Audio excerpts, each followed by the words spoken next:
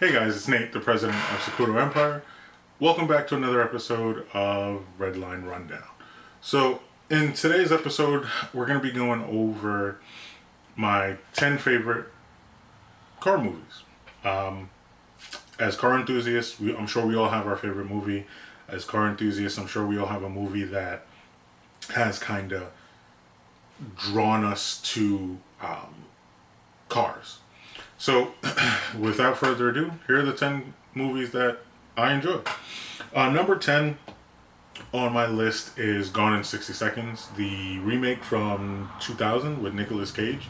I don't know if you've seen it, but in this movie, Nicolas Cage, his character's name is Memphis. His brother gets into some trouble with some bad guys, and they've got to steal a ton of cars in a short period of time to get his brother out of trouble.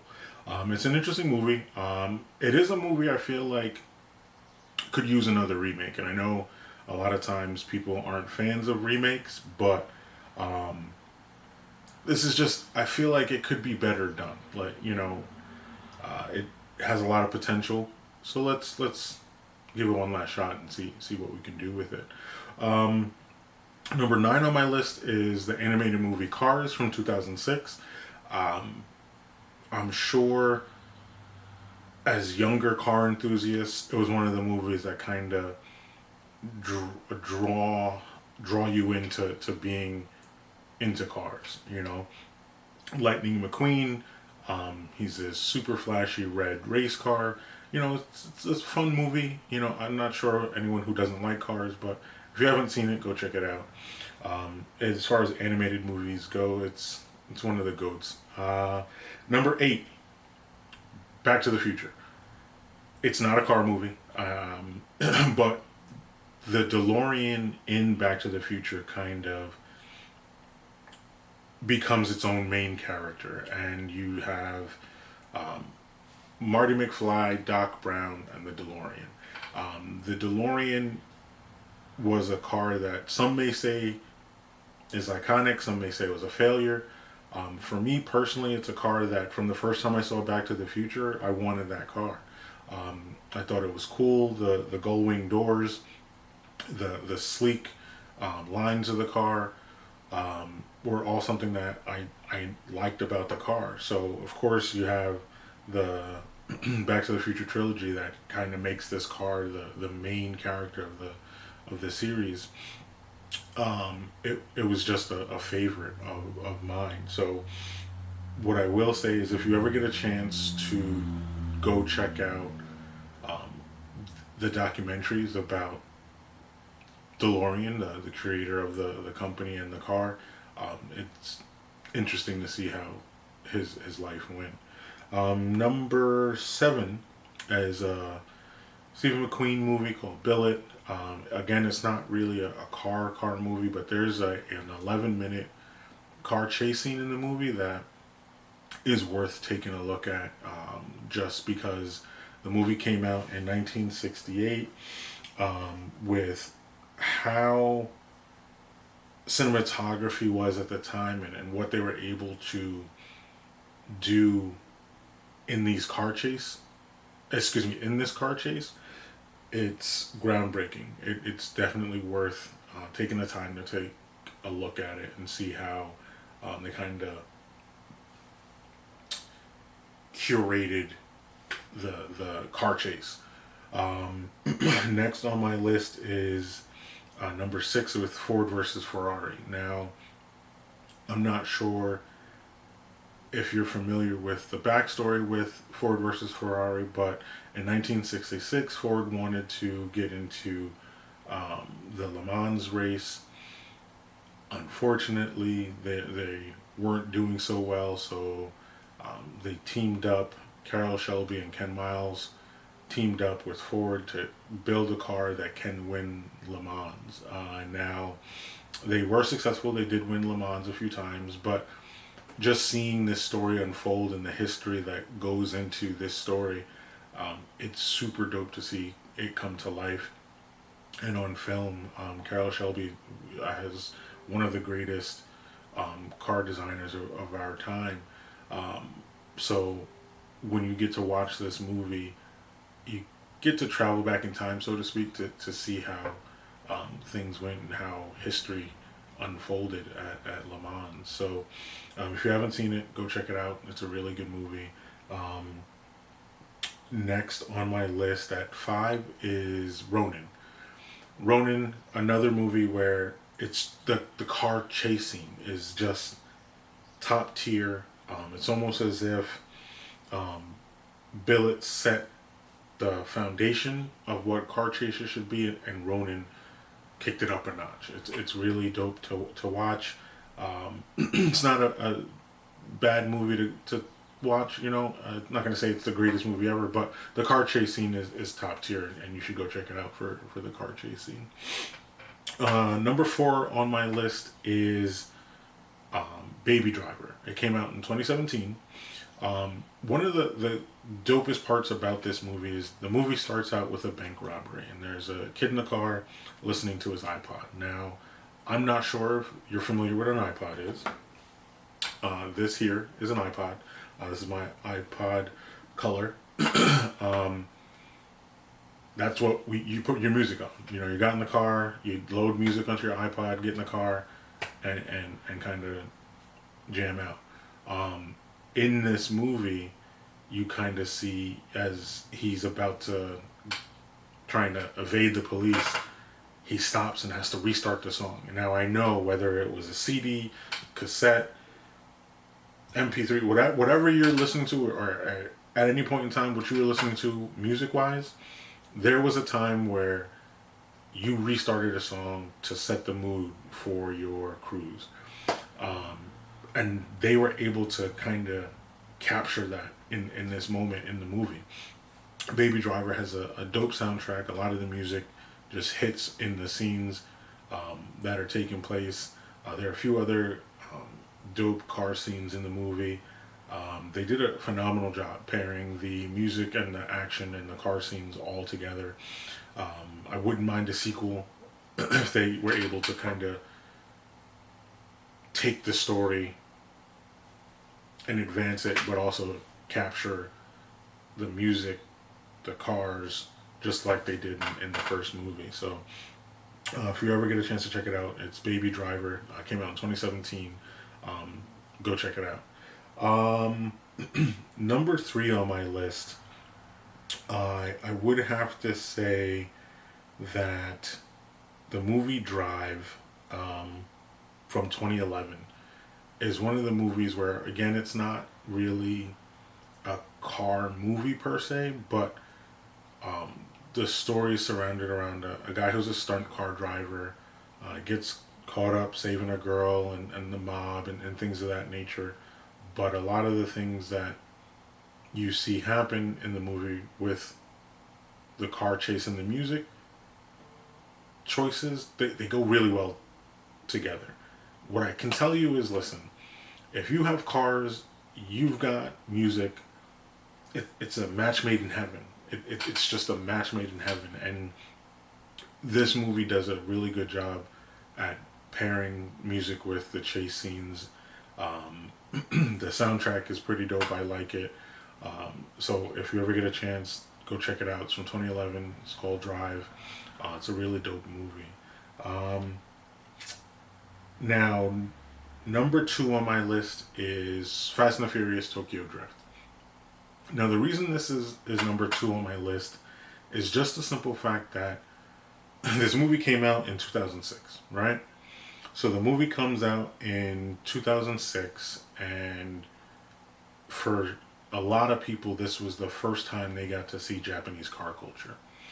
And while in 2006, tuners were becoming more mainstream in the car scene, you got to see a different side. So you add drifting, you add the neon lights and all this other stuff that is kind of just going into overdrive at this point in time. But now you get to see a different vibe of it as well, and that was just super dope. I think even to this point now, as a car show president and someone who hosts car meets and things like that, trying to capture what we saw on screen in Tokyo Drift is something that a lot of us chase after. Just that vibe of pulling into a garage and just seeing all these dope cars and everybody just hanging out and vibing, no drama. I think it's dope. I think it's kind of like this super endorphin vibe that we kind of chase after, and it's unmatched. When the vibes are right, a time can be had, at a car meet. And I think a lot of us to this day are still chasing what we saw when we saw Tokyo Drift, as far as just that super chill vibe of everybody just vibing in a car garage. Now, before I tell you what my number one movie is, we'll do a little recap here. Number 10, Gone in 60 Seconds. Number 9, Cars. 8, Back to the Future. 7, Bullitt. 6, Ford versus Ferrari. 5, Ronin. 4, Baby Driver. 3, Drive. 2, Tokyo Drift. Now, what I will say is, if you ever get a chance, there's a show, I think it came out on the History Channel, called Cars That Built America. Now, the dope thing about this show was it was able to show you how so many cars played a major role in carving history in the car world. Another part of that is just the simple fact that you had scenarios where the Dodge brothers, who built engines for Ford, got tired of dealing with Ford and went out on their own. You get to see that historically kind of play out, and they do reenactments and things of that nature, and it's interesting to see, like, the Model T was over 100 years ago and Ford is still around. The Dodge brothers started something and Dodge is still around. To just think that these men started something and put their time and energy and heart into their craft, and the companies are still around today in 2025, it makes you think about the way things were just done. A lot of times, we all navigate our own path in life, and we make decisions, and we never know what type of lasting impact that'll have. And watching this show, you get to see how the sacrifices that these men made, while their lives may have been cut short or things of that nature, to think that their company or their name is still around, decades later, is something that's pretty dope. What I will say is, in the car world, a lot of times being turned away or being rubbed the wrong way by someone has pushed a lot of people to be successful in other areas. So if you ever find yourself at a loss because of something not going how you wanted, don't hesitate to walk your own path. I feel like that's kind of what I've done with Sokudo, and it's worked out for a lot of different people. So walk your path, do right by people, and things will kind of work themselves out. Number one movie, Fast and the Furious, the first Fast and the Furious from 2001. It was the movie that, for me, opened up my eyes to car culture. Now, that first scene where you're seeing the black Honda Civics with the underglow just cutting up on the highway, just kind of kid in a candy store. You're just like, you're watching, eyes wide open, like, oh man, those look so dope. And while I wasn't boosting electronics, you did kind of get drawn into the car world in watching this movie. Even watching Brian try and push his car to the limits. All of the things that this movie was able to capture, I think for generations just kind of creates new car enthusiasts. You have kids who see this movie and they just become car enthusiasts from watching this movie. I think any movie on my list, there could be someone out there who saw this movie and became a car enthusiast. I don't think car enthusiasts are a monolith. You can't just say that you're only a car enthusiast if dot dot dot. You can be someone who knows how to tear down an engine, or just someone who enjoys looking at and being around cars. That's the beauty of the car scene. I think that the injection of what Fast and the Furious brought to car culture just kind of gave it a shot of NOS, where it went from word of mouth, behind the shadows car meets, to just front and center, in your face, just car stuff. So I remember after seeing Fast and Furious, me and my boy went to our first car show. So things like that changed the trajectory for a lot of people and a lot of different things out there. So don't look at it as like, oh man, like I get it, a lot of people aren't fans of where the movie's gone, but you can't take away for what the movie's done for the culture. And I've seen people say things like, oh well, social media has killed the car scene, and it's like, man, if anything, social media gives you what you put into it. You've got scenarios where you can now find people who are sharing the same interests that you have, that may live near you or may not live near you. I remember when I started my car page for my TSX, tons and tons and tons of different TSX owners, who you could see what they've done to their car and get inspiration from your car. You're not seeing that locally at a car meet. I feel like the social media aspect of the car scene has given more than it's taken away. You have the opportunity to, if you're creative, you're creative. You can't say someone isn't creative. If they're not a creative person, they're not a creative person. But someone who can see an idea and get inspiration from someone's idea, not copy that idea, that's just who that person is. Now, me seeing different people do different things to their TSX, or even now that I have a Honda Accord, that gives me inspiration for the things that are possible that I want to do to my car. Now, there's nothing I've done to my car that's copied someone else. But like I said, getting inspiration of what is possible or what can be done, I don't feel like you would be able to get as much of that without social media. The world is wide and far. If you want to stay in your backyard, by all means, you do that.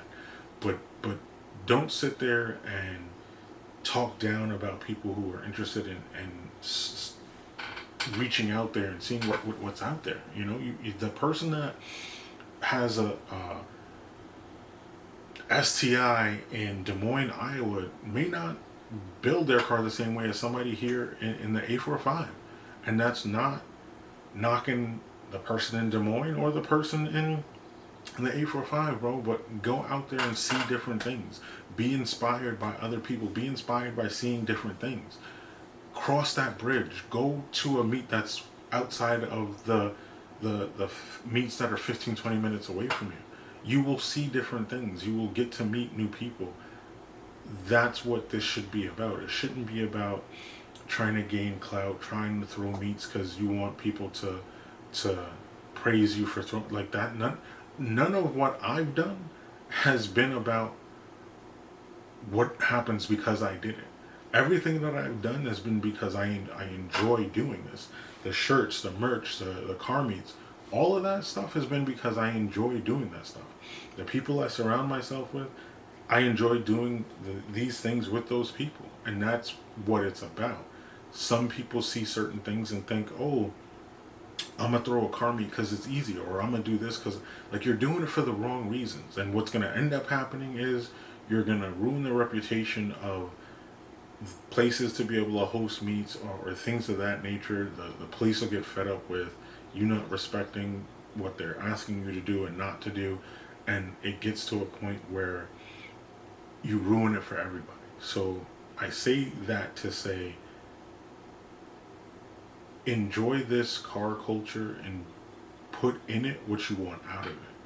If you want people to respect you and you want to host meets, then you gotta give respect to get respect.